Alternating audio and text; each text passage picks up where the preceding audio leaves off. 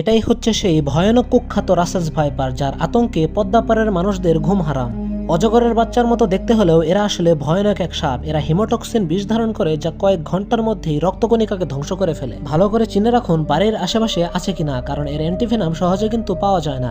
ঘরে কখনো ইঁদুর আসতে দিবেন না, কারণ ইঁদুর আসলে সাপও কিন্তু আসতে পারে।